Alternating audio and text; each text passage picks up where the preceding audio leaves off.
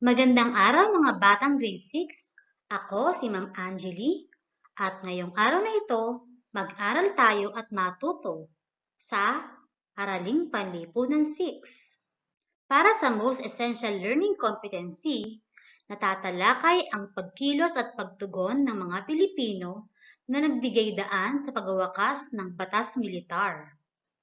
Nilalaman, pagkilos at pagtugon ng mga Pilipino na nagbigay daan sa pagwawakas ng batas militar. Panimula, sa nakaraang aralin, natutuhan natin ang kahulugan ng batas militar, mga pangyayari na nagbigay daan sa pagtatakda ng batas militar, positibo at negatibong naidulot nito sa mga mamamayan, gayon din ang kinaharap ng mga Pilipino sa ilalim ng batas militar. Ngayon naman ay ating tatalakayin ang mga pangyayaring nagbigay daan sa pagwawakas ng batas militar. Bilang mag-aaral, ikaw ay inaasahang maisa-isa ang mga pangyayari na nagbigay daan sa pagwawakas ng batas militar. Masusuri ang mga pangyayaring nagbibigay daan sa pagwawakas ng batas militar. At mapahahalagahan ang mga pagsisikap ng mga Pilipino na mawakasan ang batas militar. Bago natin simulan ang pagtalakay, kailangang masubok ang iyong kaalaman sa nakaraang aralin. Sagutin ang mga gawain sa pamamagitan ng pagbibigay ng mga positibo at negatibong epekto ng batas militar sa pamumuhay ng mga tao, gamit ang talahanayan na makikita sa ibaba.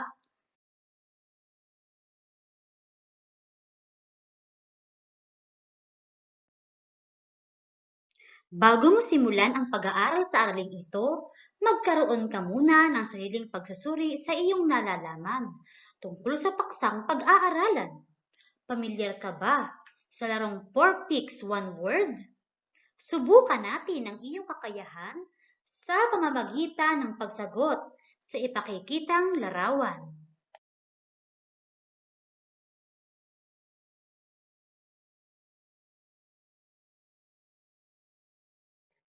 Nahulaan mo na ba ang salitang tinutukoy sa larawan?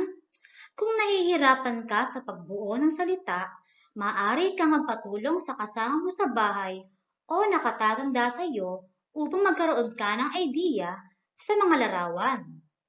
Anong salita ang iyong nabuo mula sa larawan?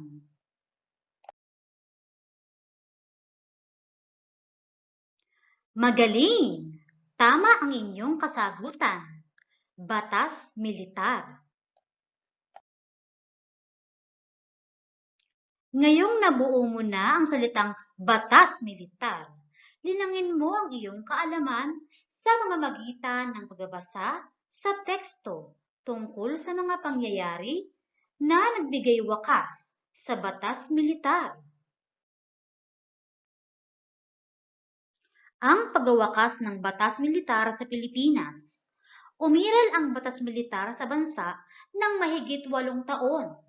Ang ganap na kapangyarihan ng pamahalaan ng bansa ay nasa kamay ni Marcos sa tulong ng militar.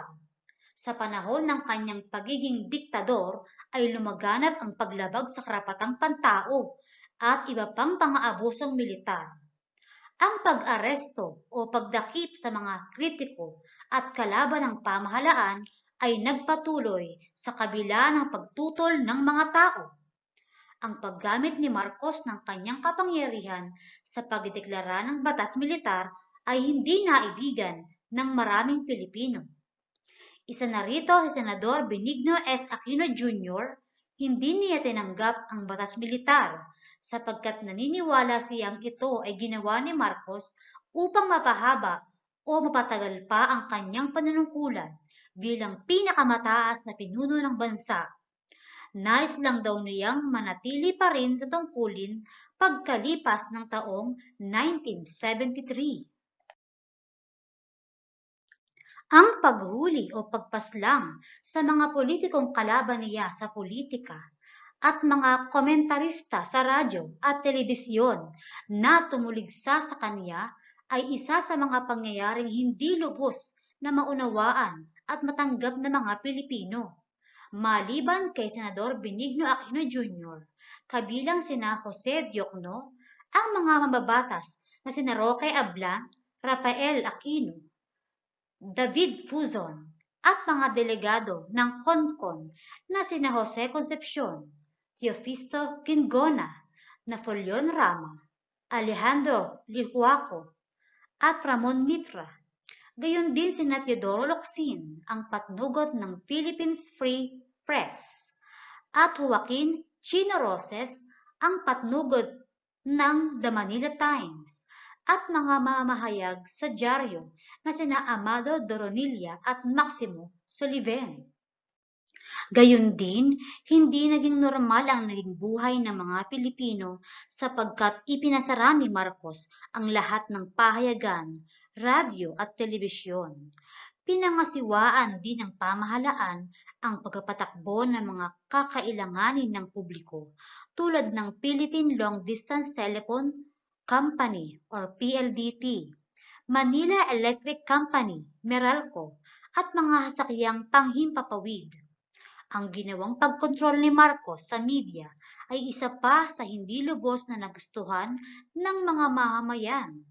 Tanging ang mga estasyon ng radyo at telebisyong pag-aari ng pamahalaan at mga mamamahayag na tapat sa Pangulong Marcos at sa kanyang pamilya ang narinig at napapanood. Maging ang mga pahayagan ay kinontrol din ng pamahalaan. Ang patuloy na paglaganap ng kahirapan ng bansa at paglaganap ng paglabag sa karapatang pantao ang nagpasidhi sa damdamin ng mga kilusang tulad ng New People's Army, NPA, at Moro National Liberation Front, MNLF, upang lumaban sa paniil na pamahalaan. Sa kabila rin ng pagbabawal ng pamahalaan, ilang sektor din ng lipunan ang kumalaban sa administrasyon ni Marcos. Ang mga sanggunian ng mga mag-aaral, Student Council, ay muling naitatag sa pangunguna ng ilang mga mag-aaral na nanawagan sa panunumbalik ng malayang pamamahayag sa mga kolehiyo at pamantasan. Winakasan ang batas militar noong ika-17 ng Enero 1981 sa bisa ng Proklamasyon 2045. Ang pangunahing dahilan ay ang pagbabalik ng kapayapaan at katahimikan ng bansa. Aral na natutuhan sa pagpapatupad ng batas militar. Ang pagpapatupad ng batas militar ay nagbukas sa isipan ng mga Pilipino sa pagiging makapangyarihan ng sangay ng tagapagpaganap ng batas. Ang paghawak ng kapangyarihan ng Pangulo ay naging daan upang itatag ang pamahalaang autoritarian. Ngunit dahil sa pagtatatag nito ay nagising ang mga mamamayang Pilipino. Nagkaroon sila ng kamalayan bilang mamamayan ng bansa. Batid nila na ang pangangailangang makilahok at bantayan ang karapatang pantao upang hindi na muling abusuhin ng mga makapangyarihang lakas gaya ng militar. Ang karanasan sa ilalim ng pagpapatupad ng batas militar ang nagbigay ng malaking aral sa mga Pilipino upang hindi na muling maulit ang madilim na bahaging ito ng ating kasaysayan.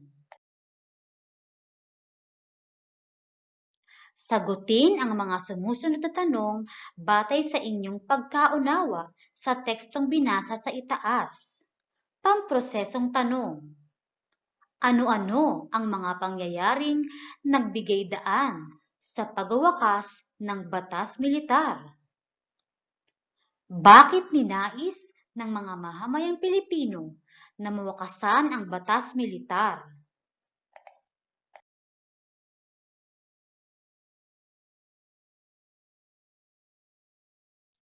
Kung ikaw ay nabuhay sa panahong ito, nanaisin mo rin ba na wakasan o magpatuloy ang batas militar?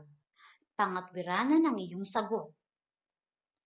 Bilang batang Pilipino, sa paanong paraan mo mapahahalagahan ang ginawang pagsisikap ng mga Pilipinong wakasan ang batas militar? Gawain sa pagkatuto bilang isa. Magbigay ng ilang politiko o komentarista na tumuligsa kay Marcos nang ipatupad ang batas militar gamit ang semantic web. Isulat ang sagot sa iyong sagutang papel. Gawain sa pagkatuto bilang dalawa. Basahin at unawain ang mga sumusunod na pahayag na nagpapakita ng mga pangyayari sa pagwawakas ng batas militar. Lagyan ng PS kung ang pahayag ay pagsang-ayon at DS kung hindi sumasang-ayon.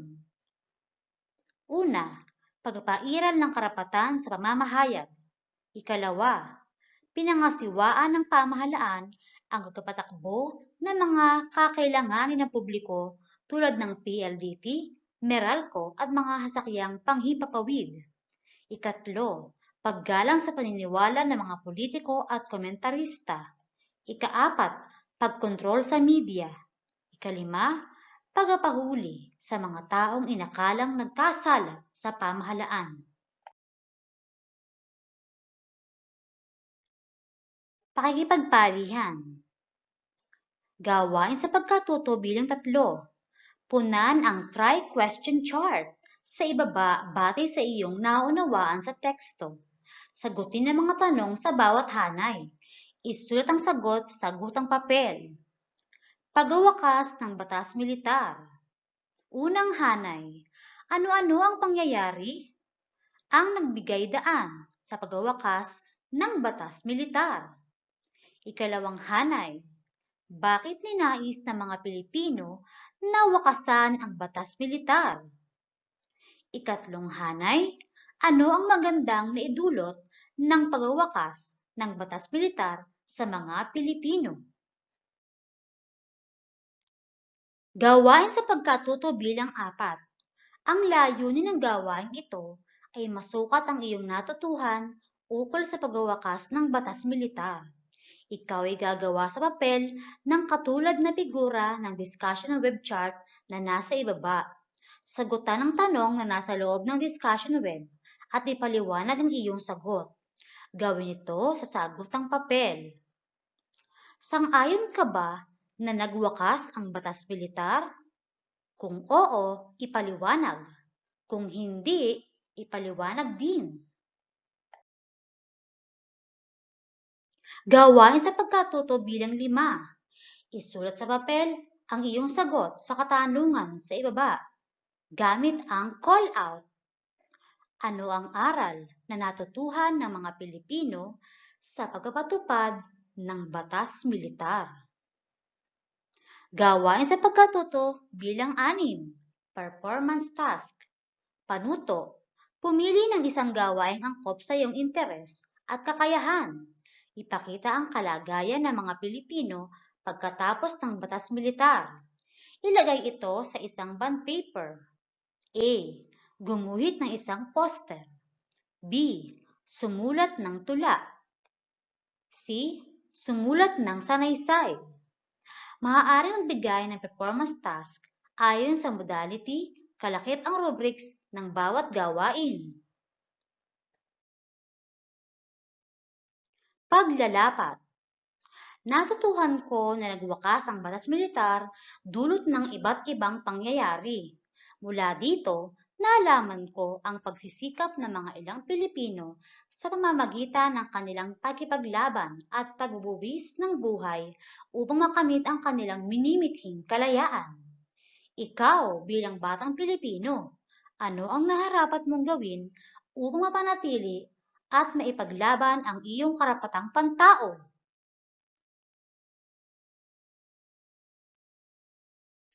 Pagninilay. Ipabatid ang iyong personal na pagkatasa sa card ayon sa level ng iyong performance. Personal na pagkatasa sa level ng performance para sa mag-aaral.